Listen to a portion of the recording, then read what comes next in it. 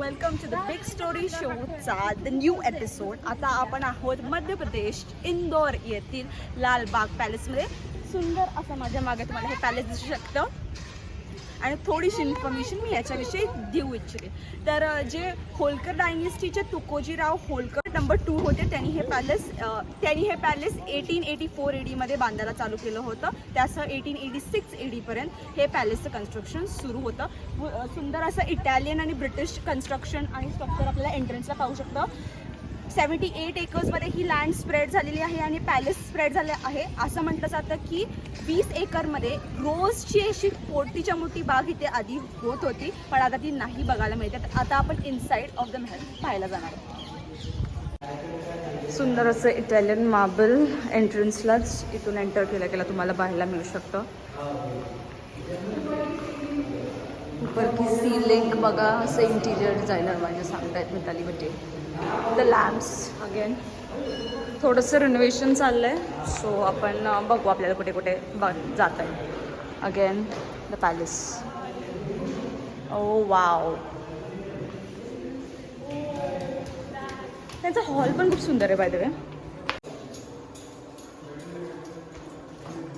सुंदर गोल्ड कलरचं जे वर्क आहे, छोटं बारीक, ते तुम्हाला दिसेल इथे पण आहे बघा. इथे लाईटमध्ये जरा दिसते तसं. त्या टाईमचा जो लॅम्प आहे, ओ माय गॉड, डिटेलिंग्स यार.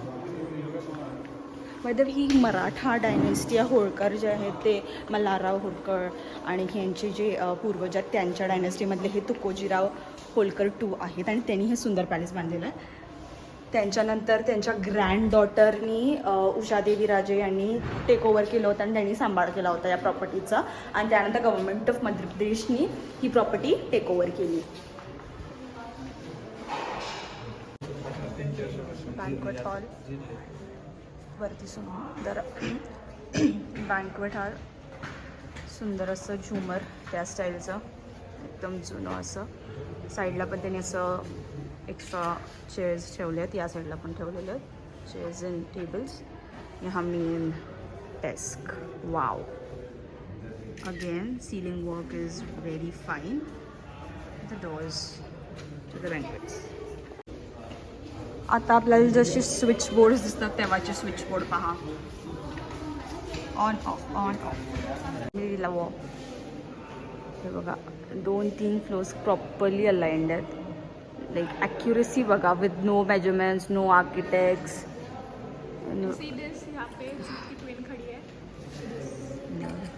Not my twin. वाघ, अजून एक tiger. Shot by prince Yashwantrao Holkar. आता रिसेंट आहे 19. लिफ्ट बघा, modernisation like 1884 is not that old, may be advancement आहे भरपूर.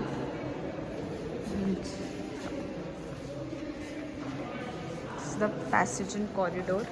वाव, हे सुंदर असं फाईन आर्ट. इथं इको होतं, लाईक मंदिर असू शकतं मे बी. इथे काही लिहिलेलं नाही आहे, पण मे बी मंदिर ऑर समथिंग. ही महिलांसाठी तयार वगैरे होण्यासाठी जागा.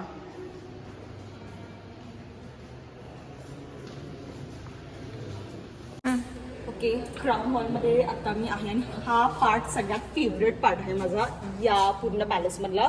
लाईक वरती तुम्ही पाहू शकता की सध्या असं इटालियन आय गेस मिताली आहे ना, इटालियन पेंटिंग आहे. बिकॉज असं आहे की त्यांची जी जे होलकरांची म्हणजे तुकोजीराव होलकरांची जी थर्ड वाईफ होती ना, शी वॉज इटालियन. सो तुम्हाला खूप सारं लाईक ग्लास वर्क असो, लॅम्प्स असो, डिझाईन असो, मॅट्स असतो, त्यांचं जे लाईक मटेरियल आहे फॉर द लाईक चेअर्स असो, everything is like you can see like beauty and history. असं वाटतं कुठं तर वेगळ्या देशात व्हायचं, लाईक रोम और समथिंग काइंड ऑफ राईट. आणि ती आहे chair for the king and the queen.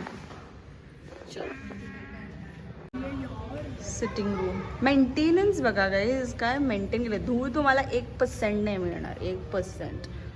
आणि अजून पण काम चालू आहे रेनोव्हेशनचं.